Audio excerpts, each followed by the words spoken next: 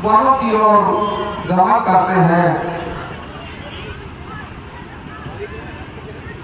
रथ पर आरूढ़ होकर जैसे ही प्रभु श्री राम, माता सीता और लक्ष्मण चलने लगते हैं तो नगरवासी भी उनके साथ चलते हैं।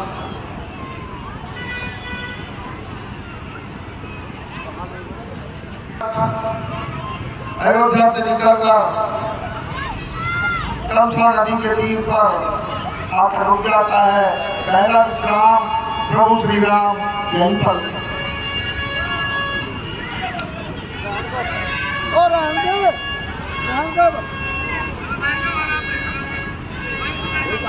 हे दासमान,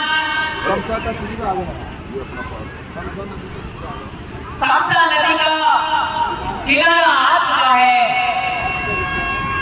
और संध्या काल भी हो चुका है।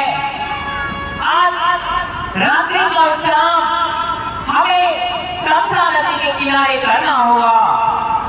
इस प्रकार रामलाल जी, जैसा आप चाहते हैं नगर निवासी वैसा ही करता हूँ। हे नगर निवासियों, आज इस तमसा नदी के किनारे पर संध्या हो गई है, तो राम जी की ऐसी इच्छा है कि आप सभी यहीं पर विश्राम करो और प्रातः काल हम आगे की ओर बढ़ेंगे।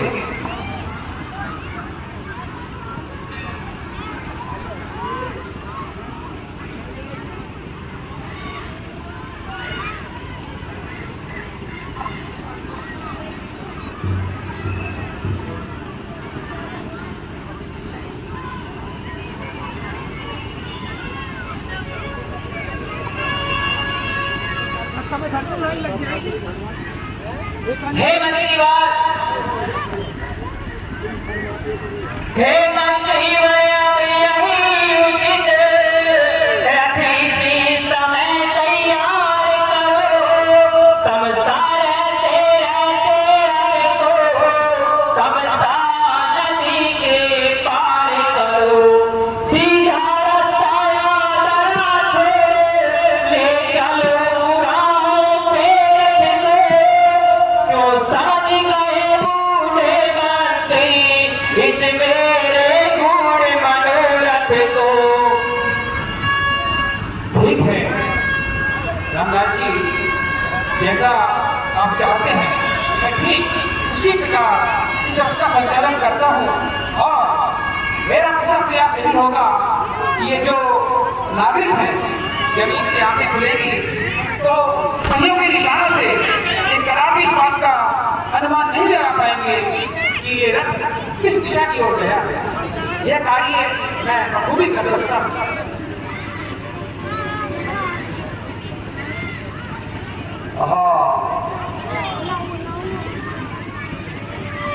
हे रघुवर, अभी हमें इस समय चलना है और ध्यान रहे पहियों के निशान इस प्रकार घुमाना है रथ को पीछे से कोई देखकर ये अनुमान ना लगा सके कि ये रथ किस और गया है। ठीक है श्रीमती, मैं ऐसा ही करता हूँ।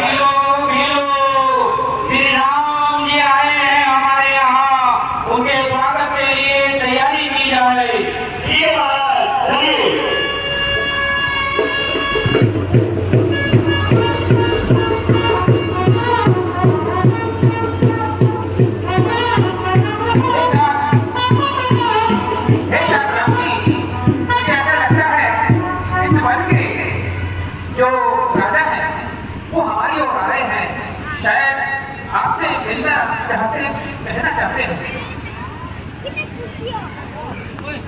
ठीक है सुमन, उनको आने दो। आओ मेरे गुरु मित्र, आओ मेरे बाल सदा, तुम्हारा इस निखात राजनगरी में स्वागत है।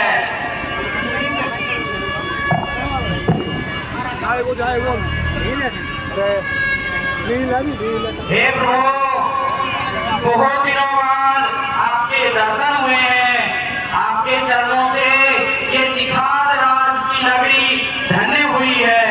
आए, आप चले और उस राजमहल में आराम करें। हे निखातराज, मैं माता पिता की आज्ञा के अनुसार 14 वर्षों के लिए वन को निकला हूँ। मैं किसी भी नगर में प्रवेश नहीं कर सकता, इसलिए आप हमारे ठहरने की व्यवस्था नगर से बाहर ही करा दीजिए। हाँ, मैं क्या सुन रहा हूँ, एक राज्य के राजकुमार राजमहल में नहीं रहेंगे, ऐसा कैसे हो सकता है?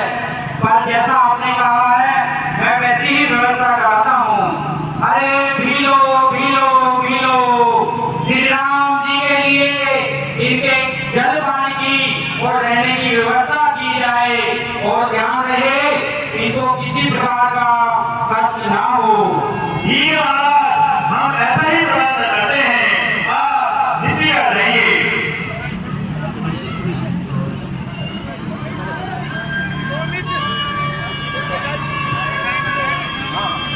हे राजकुमार, प्रातःकाल हो चुका है, हमें जटाजूट बनानी है, इसलिए आप वन के वृक्ष का दूध मंगाइए, जिससे हम अपनी जटाजूट बना सके।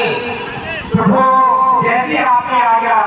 अरे भीलो, जटा बनाने के लिए श्री राम जी के लिए बड़े दूध की व्यवस्था की जाए। ठीक है महाराज।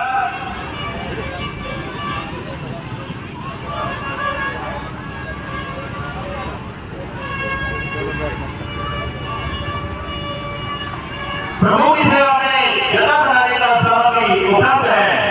बहुत अच्छा।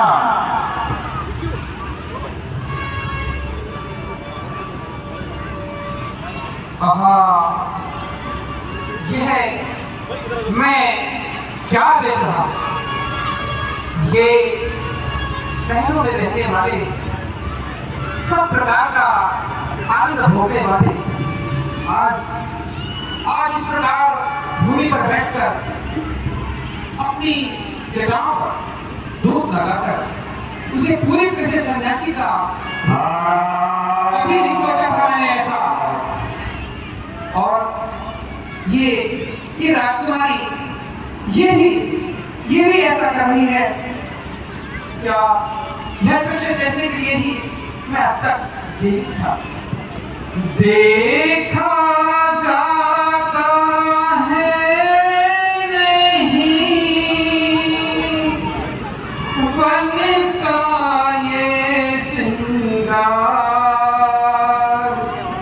लौट चलिए अवध को रथ सम्मुख तैयार, रथ सम्मुख तैयार।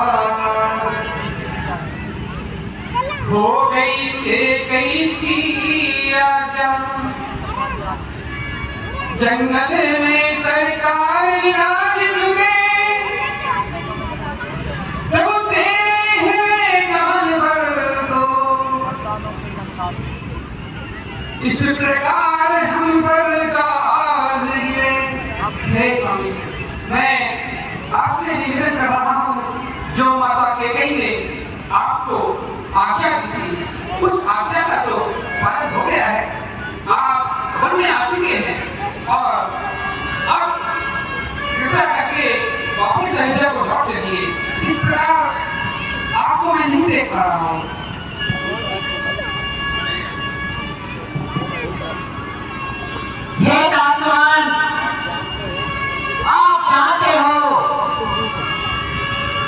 रघुकुल रीति सदा चाले आई,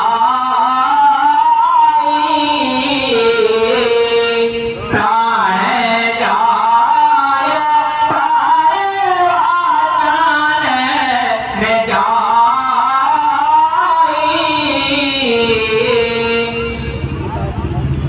हे राजकुमार, आप तो जानते हो हमारे कुल की रीत है, हम वचनों के लिए अपने प्राण तक का त्याग करने वाले हैं, लेकिन अपने वचनों को हम कदापि भंग नहीं होने देते। हे राजकुमार, अब आप वापस अयोध्या लौट जाओ। 14 वर्षों के बाद ही मैं तो 14 वर्षों के बाद ही अयोध्या में प्रवेश करूंगा। इसमें कोई संदेह नहीं। इसमें किसी प्रकार का संदेह नहीं है। हे रामलाल, जैसा अभी आप कह रहे हैं, इसका अनुमान महाराजा दशरथ को पहले ही था। वो जानते थे कि आप मर्यादा को पालन करने वाले हैं, छठी हैं। आप अपने वचन को, अपने पिता के वचन को नहीं तोड़ेंगे, परंतु उन्होंने मुझे विशेष तौर पर रोककर कहा था, विश्वान, अगर राम मर्यादा का पालन करते हुए वन से ना लौटे तो कम से कम सुकुमारी, सीता और छोटे भैया लक्ष्मण को ही वापस ले आना। तो आप इतना तो कर दीजिए, कम से कम इन दोनों को मेरे साथ लौटा दीजिए। हे राजकुमार, आप अगर इनको ले जाना चाहते हो तो आप स्वयं इनसे बात कर दीजिए। हे सीता जी, आपके पिता ससुर जो हैं, उन्होंने मुझे आज्ञा दी थी कि अगर राम जी ना चले तो आपको मैं साथ ले चलूं। तो आप मेरे साथ चलिए, इससे आपके ससुर जी को कुछ सहायता और मजबूती मिलेगी, वरना वो जीवित नहीं रह पाएंगे। हे राजकुमार, आप मेरे पिता तुल्य हो। मैं आपके वचनों की अवहेलना कर रही हूँ, इसलिए मुझे क्षमा करना। मैं आपके साथ नहीं चल सकती। मैं तो मेरे पति जा रहेंगे, मैं तो वहीं रहूंगी।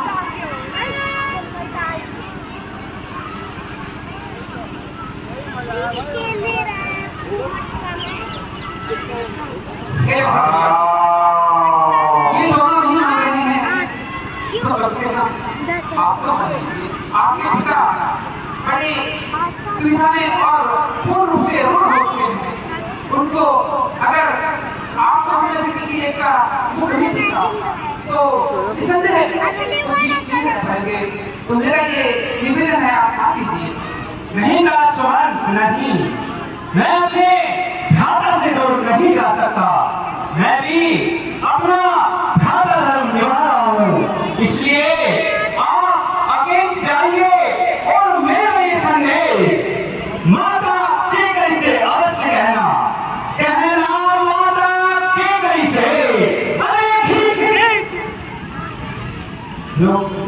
ही तेज राग चलते हो, हम काटे थे से निकल गए, निष्कंठ चल भरे हो, यह भी कह देना क्षमा करे। अरे हम बेटे घर में तारी है, जो कृपा उन्होंने हम पर की, हम उसके दिया भारी है।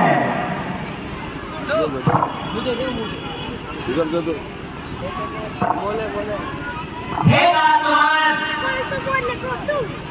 दिल की तकती पर छोड़े के वचनों को मत लिखना तुम, सुगंध तुम्हें है वहाँ पहुँच, केवल इतना कह देना तुम।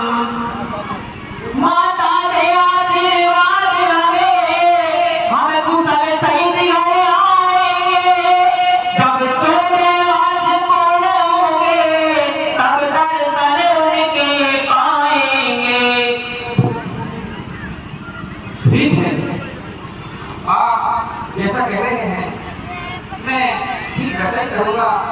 मैं कभी इस विषय में किसी को कुछ नहीं बताने वाला, परंतु मैं जो विधा में हूँ कि किस मुख से मैं आपके पिताजी का सामना कर पाऊंगा। यूं खाली लौटना मेरे दिलों को जगड़ रहा है, क्या करूँ, बड़ी दुविधा है। ठीक है, आप जाइए, अब मुझे देखना है कि मैं किस प्रकार मैं आप तीनों को प्रणाम करता हूँ। ठीक है सुमन, आप जाइए।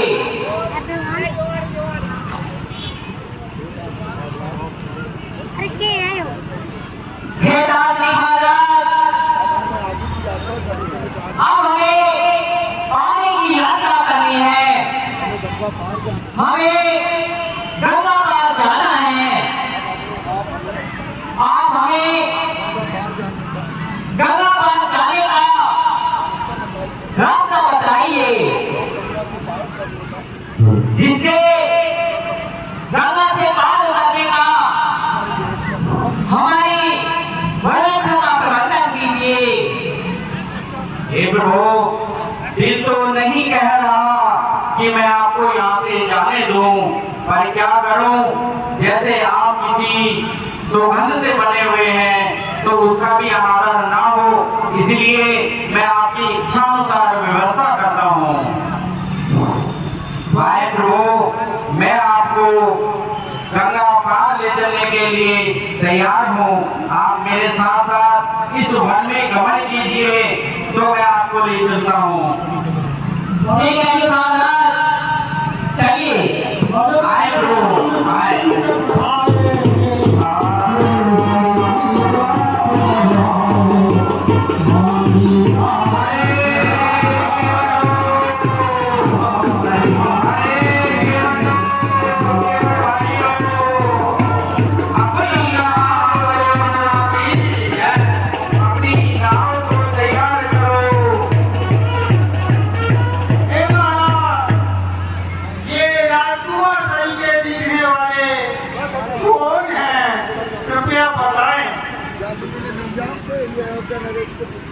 हे केवट भाई, क्या आप नहीं जानते ये अयोध्या के राजकुमार श्री राम हैं और इनके साथ इनके अनुज लक्ष्मण जी हैं और साथ में इनकी धर्मपत्नी जानकी जी हैं।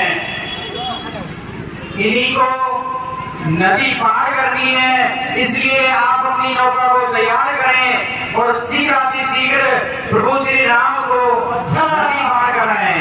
यही श्री राम है, दशरथ नंदन। हाँ जी, यही श्री राम है। वही जादूगर आदमी है ये तो, जिसने एक बार पत्थर के पैर रखा दिया था तो वो पत्थर स्त्री बन गई थी। महाराज देखो, थोड़ा ये जादूगर महाराज, हे अपनी नाव को घाट से दूर ले जाओ और उन्हें उल्टा कर दो। हम किसी कीमत पर इनको पार नहीं उतारेंगे। अरे केवट भाई, ऐसी भी क्या समस्या आई है जिससे आप इस नाव को किनारों से दूर ले जा रहे हो? प्रभु श्री राम को शीघ्र ये नदी पार करनी है, इसलिए आप नौका को तैयार करें। नहीं महाराज, हम महाराज को नाव से गंगा पार कदम भी नहीं कराएंगे, नहीं करा सकते। हे भाई, क्या इसमें कोई समस्या है? हे निखारदार, व्यवस्था में क्या देरी हो रही है? हमारे पास थोड़ा समय का अभाव है, थोड़ा जल्दी कीजिए। हे प्रभु, यहाँ पर जो नौका चलाने वाले केवट हैं, ये आपको बैठाने से इनकार कर रहे हैं। हे निखारदार, यह हमें बैठाने से क्यों इनकार कर रहे हैं? प्रभु, कुछ मनोदशा हो रही है, इसलिए ये इनकार कर रहे हैं। महाराज, दिक्कत आपसे नहीं, आपके इन श्री चरणों से है, क्योंकि हे प्रभु,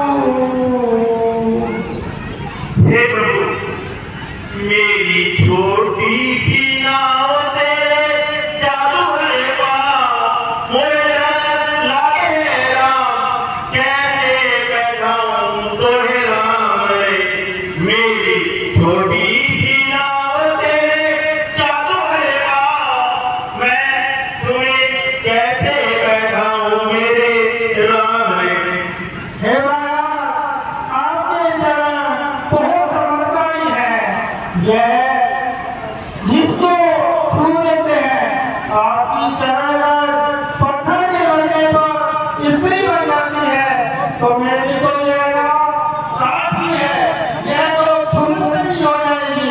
इस कारण से प्रभु हम आपको नहीं कर सकते। हे भाई केवल, हमें गंगा पार तो जाना ही है, आप ही बताइए मैं आपके संदेह को कैसे दूर कर सकूं? हाँ प्रभु, यदि मैं गंगा जल से आपके इन श्री चरणों को धो लूं, तो शायद मैं गंगा पार आपको लेना सकता हूँ, जिससे आपकी ये चरण धुल जाएगी और मुझे संशय नहीं रहेगा कि मेरी नाव का कुछ खरीद हो गया है। हे केवल, आप शीघ्रता कीजिए, जो तुम करना चाहते हो वो कीजिए, मेरी आज्ञा है। हे मैया मैया, हे मैया मैया, हे परिवार जय भाई हे माता, ये केवल बार-बार आपके चरण धोने की बात क्यों कर रहा है? हे राम लक्ष्मण, क्या तुम नहीं जानते पूर्व जन्म में ये केवल कछुआ था। जब मैं झील सागर में निवास करता था तो ये केवल कछुआ रूप धारण कर उसी झील सागर में निवास करता था। यह बार मेरे चरण को स्पर्श करने की कोशिश करता, लेकिन जब ये पांव की तरफ आता तो लक्ष्मी रूप सीता अपने हाथ से ये दूर हटा देती थी। जब यह मेरे सर की तरफ आता तो आप शेषनाग के रूप में अपनी फल की भूमिका से इन्हें दूर हटा देते थे। हे राम लक्ष्मण, आज इस केवल का शुभ अवसर आ गया है। यह आज मेरे चरणों को पकड़ेगा भी और धोएगा भी। इसके चरणामृत से ये अपने पूरे गुण को बहुत साल से पार करेगा।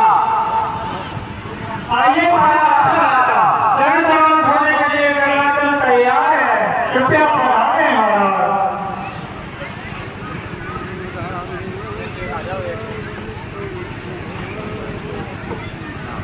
भाई सबकी ले लीजिए।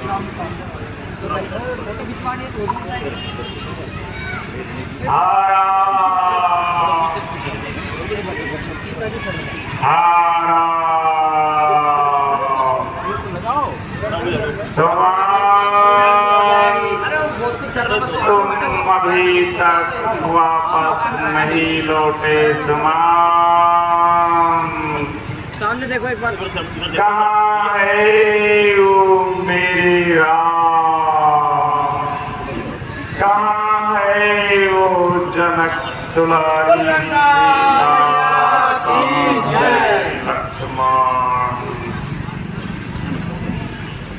राम है राम, तुम शीघ्र लौट आओ, तुम्हारे पिता श्री तुम्हें बुला रहे हैं।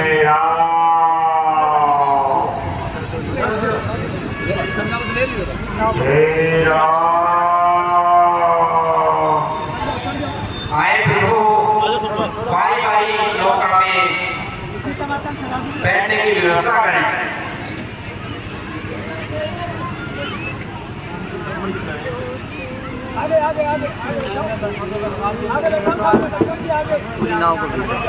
कौशले थोड़ा सा आगे कौशले मेरा भी घबरा है। के बाद के साथ अपनी नाव में बिठा करके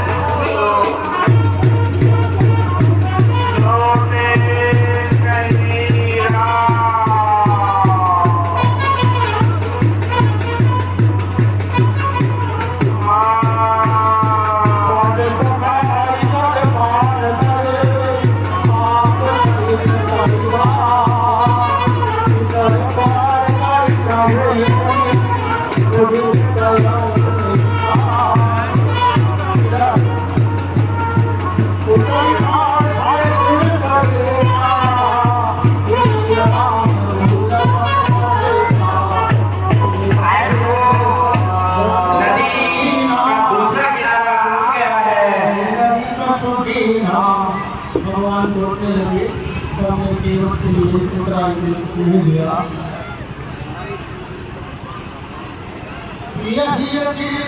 जान निहारे मन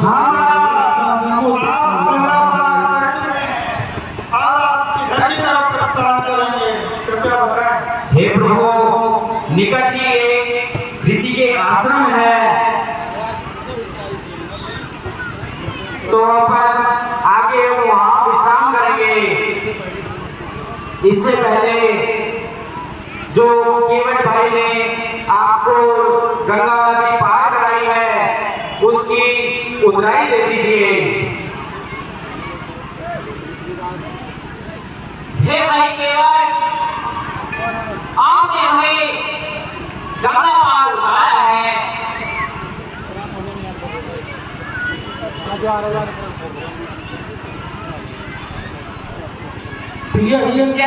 जान निहारे आपकी उतराई है।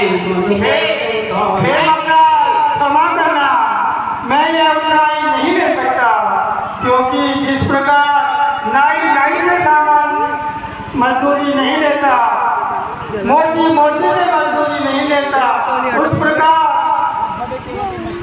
आप बड़े केवट हैं, आप भवसागर से पार उतारते हैं, और मैं छोटा सा केवट हूँ जो इस गंगा मैया से पार उतारता हूँ। आपका और मेरा काम एक समान है, इस कारण से मेरी उतराई नहीं बनती है। इसलिए प्रभु क्षमा करना, मैं यह उतराई नहीं ले सकता।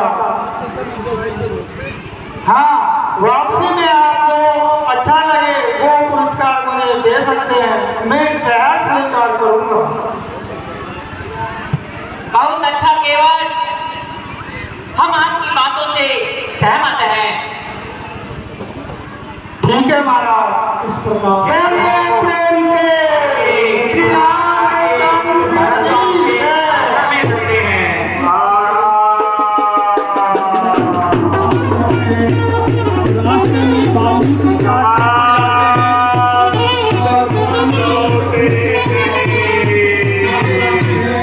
और आगे हे तात निखारन, तुम्हें तो इन वनों के रास्तों का पता है।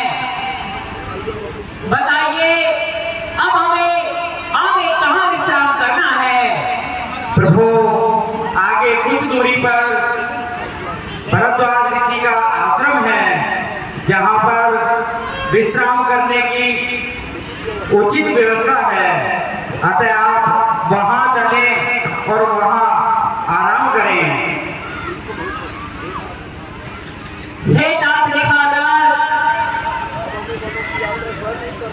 अब हमें आगे की यात्रा स्वयं ही करनी है। आप बहुत दिनों से हमारे साथ हो। आपके राज्य के संचालन में भी बहुत सी दिक्कतें आ रही होंगी। अतः आप अपने राज्य को वापस लौट जाओ। अब हम आगे की यात्रा स्वयं ही करेंगे। हे बाल सखा, मन नहीं मान रहा कि आपको इस तरह से बीच रास्ते में छोड़कर जाऊं। इस भयानक वन में आपको अकेला छोड़ूं, पर क्या करूं? ये तो विधि का विधान है और आपकी आज्ञा है कि अब मुझे वापस जाना है। ध्यान रहे, कुछ दूरी पर जाकर भरद्वाज जी का आश्रम है, अतः आप वहाँ आराम कर सकते हैं। ठीक है निखारन जी, आप वापस अपने राज्य को लौट जाइए। जैसी प्रभु की आज्ञा।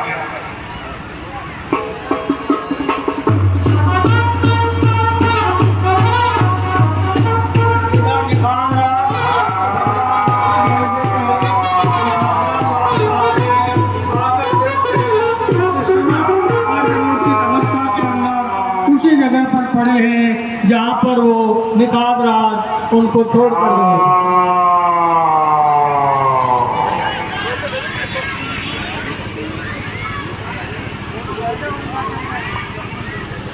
समान तुम कहाँ हो?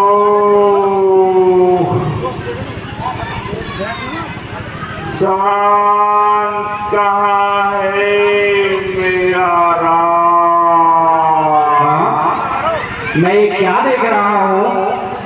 यहाँ सुमंत जी अभी तक मूर्छित पड़े हुए हैं। क्या ये अभी तक गए नहीं यहाँ से? हे तात सुमंत जी, उठो, मूर्छा से जागो। राजा दशरथ आपकी प्रतीक्षा कर रहे होंगे। तुम अभी तक अयोध्या क्यों नहीं पहुंचे?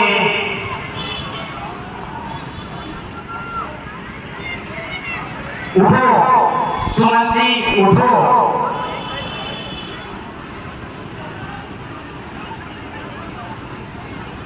ये कैसी दुर्दशा की हुई है आपने?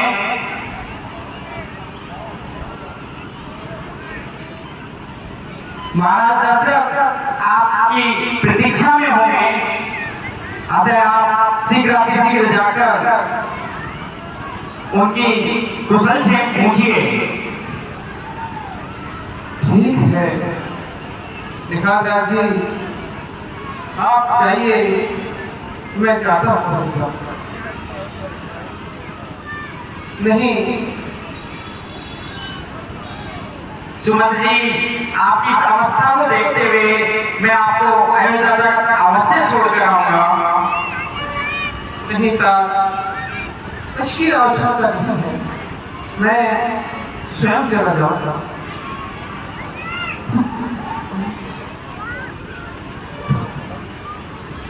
इस दास मैं आपको अयोध्या तक अवश्य छोड़ के आऊंगा। आइए, क्योंकि आपकी अवस्था ऐसी नहीं लग रही कि आप सकुशल अयोध्या तक पहुंच सके।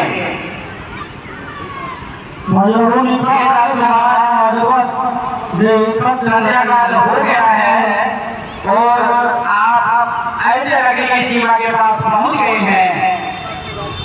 अब मैं अपने राज्य की ओर वापस जाता हूँ और आप महाराज दशरथ के दरबार में पहुंचिए। ठीक है। अयोध्या की बाहर खड़ा ये संबंध किस मुख से जाएगा राजा के पास? क्या जवाब दूंगा? अरे वो राम है, वो अपना पुत्र धर्म निभा रहा है। इधर वो जनक दुलारी, वो अपना पत्नी धर्म निभा रही है। और छोटे भाई लक्ष्मण अपना भ्राता धर्म निभा रहे हैं। निभाओ, तुम सब अपने अपने धर्म निभाओ। लेकिन ये संत अपना सेवा धर्म कैसे निभाएगा?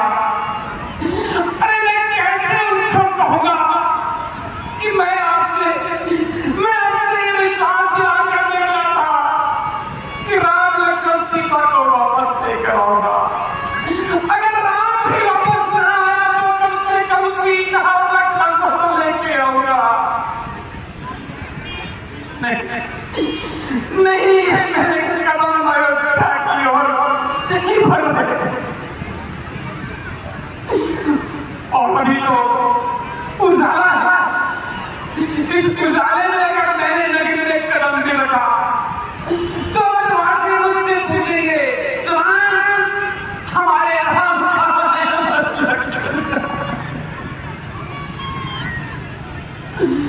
क्या करूं? कैसे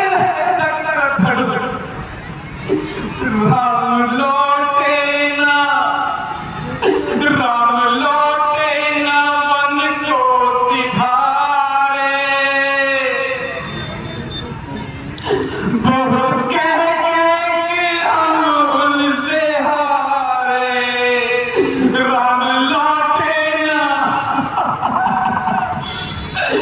राम लौटे ना वन को सिधारे।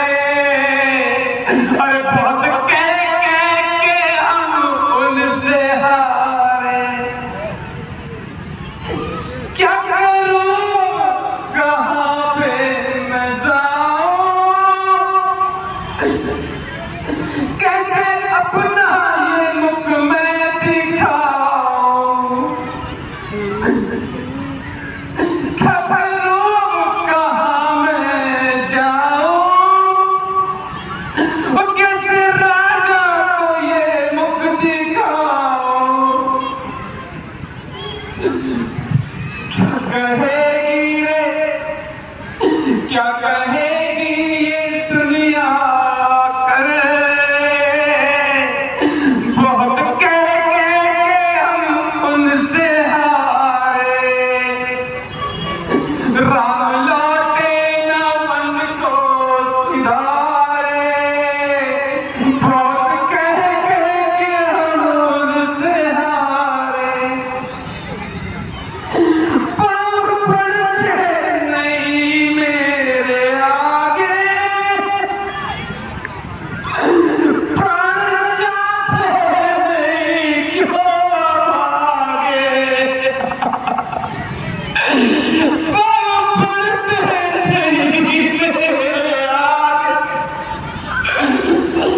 प्राण जाते नहीं क्यों आगे? खोके सब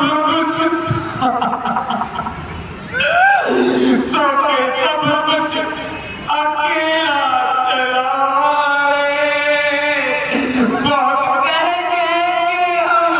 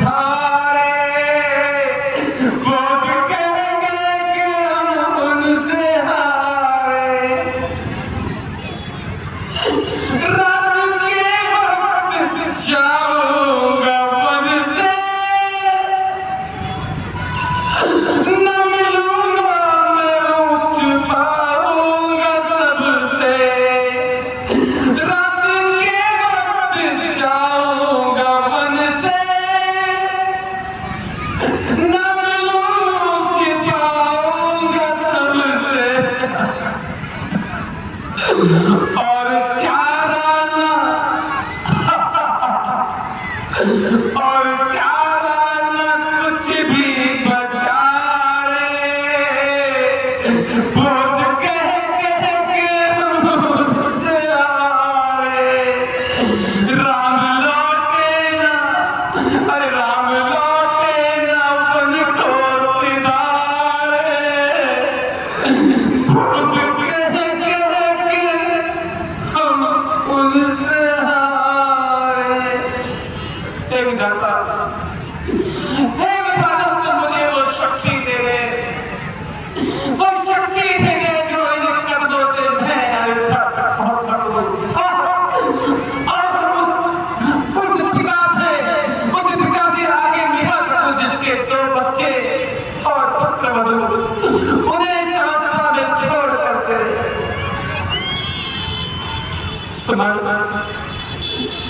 रोने धोने से एक दुख मिटने वाला नहीं, स्वयं को मजबूत करना होगा, जाना तो होगा। और अब तो अंधेरा भी हो गया है, मैं अब नगर में प्रवेश करूंगा तो किसी को नजर नहीं आऊंगा। हाँ स्वयं चलो चलो अपने आप को मजबूत करके जाओ और उस राजा को ये ऐसे दुख भरी सूचना देने का हमें विश्वास और इन आंखों से उसका रुदन देखने की क्षमता पैदा करो और भगवान ना चाहे मुझे नहीं लगता कि राजा अपना राम के इस धरती पर रह पाएंगे, लेकिन क्या करूं, कुछ वश में नहीं पर वश हो ज्यादा तो पड़ेगा।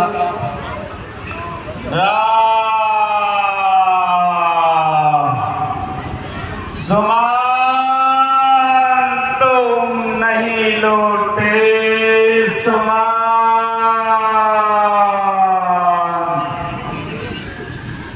क्या राम तुम्हारे साथ आ गए सुमान, तुम लौटे नहीं सुमान।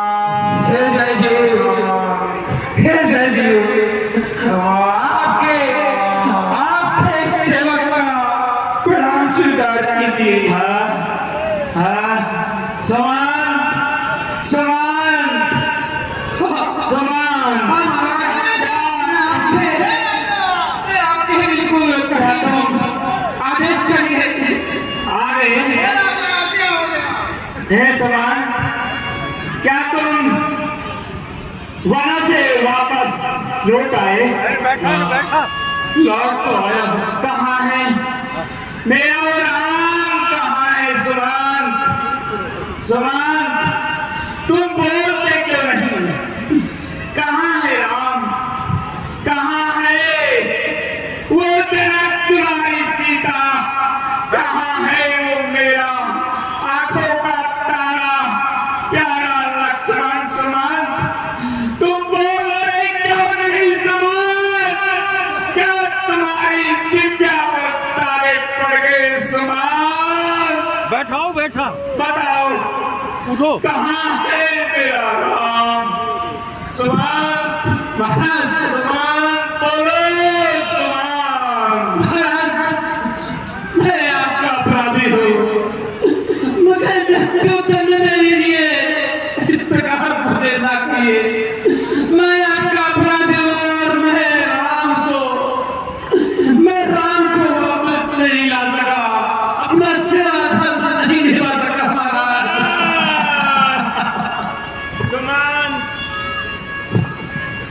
सुमंत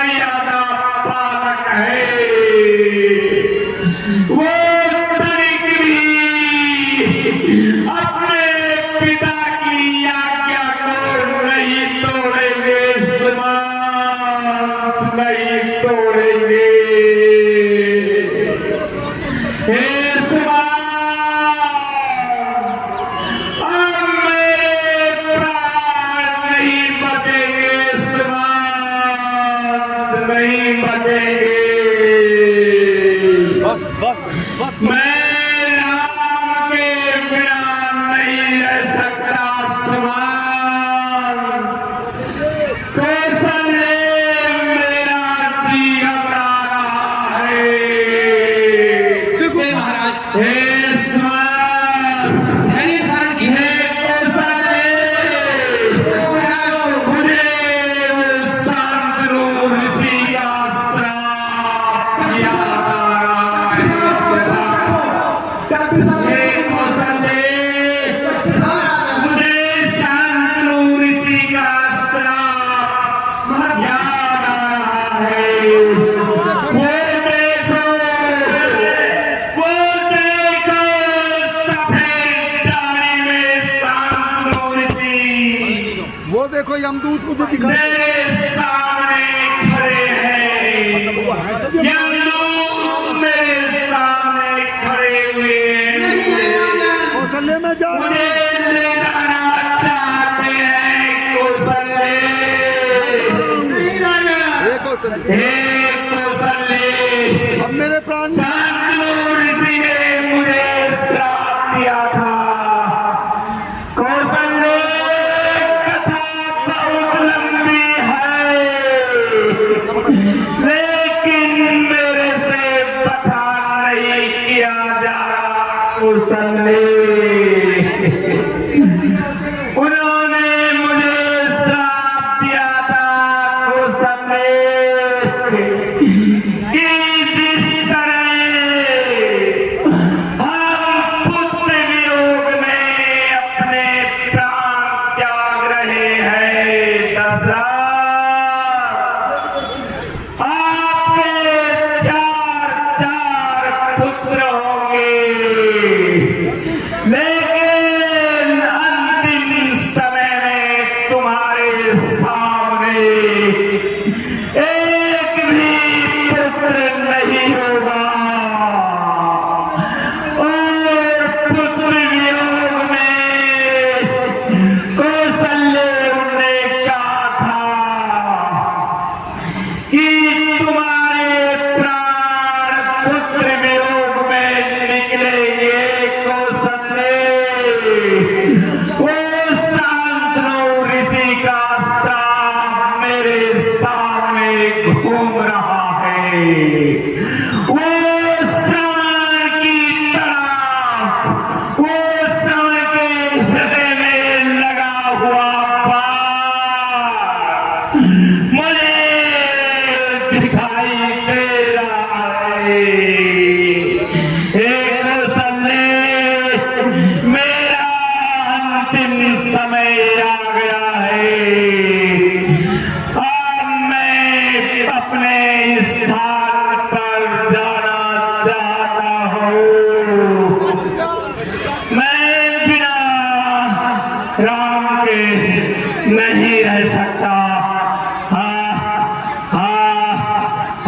कौशल्य, मेरा दिल घबरा रहा है। वो देखो, वो यम के तो मुझे ले जाना चाहते हैं।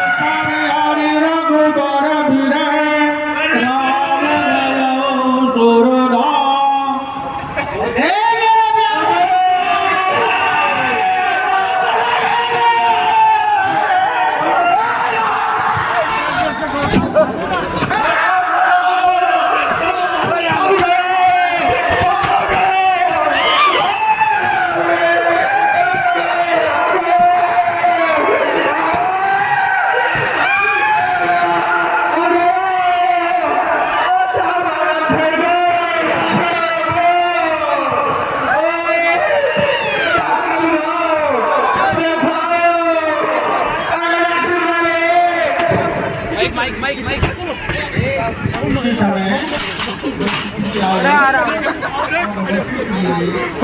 आराम से हे रानियों, अब ये शोक का समय नहीं है। जो कुछ होना था वो हो चुका है। एक आप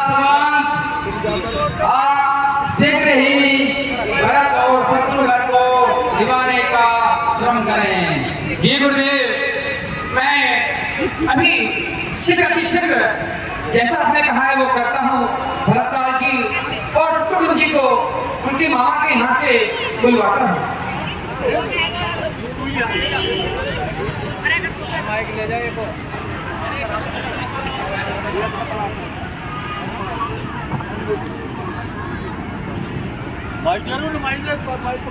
वशिष्ठ जी ने सबको समझाया और करने के लिए एक विशेष सूचना लेकर आपके पास आया हूँ। कहिए तो क्या सोच रहा है? एक नरेश, आप बिना कोई प्रश्न किए, बिना सोचे विचारे इसी समय भरतलाल जी और शत्रुघ्न जी को मेरे साथ भेज दीजिए। मैं इस समय आपको इससे ज्यादा कुछ नहीं बता सकता। बहुत अच्छा दूर, मैं इनको भेजने की अभी व्यवस्था करता हूँ। आइए राजकुमार जी, आप दोनों मेरे साथ चलिए।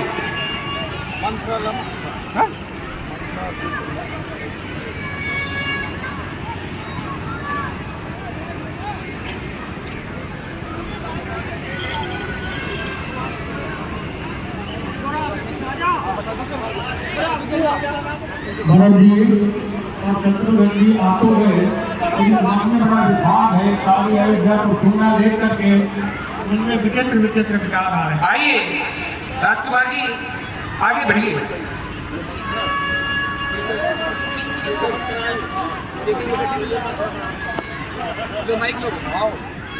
और मेरे प्रिय पुत्र भरत, मैंने आपके लिए रात तिलक की सारी व्यवस्था कर ली है। इसमें थोड़ी सी गलती हो गई। महाराज दशरथ स्वर्ग सिधार गए। बाकी आप चिंता मत कीजिए, आपके रात तिलक की सारी व्यवस्थाएं कर दी गई है। इसमें मंत्रा ने मेरी बहुत मदद की।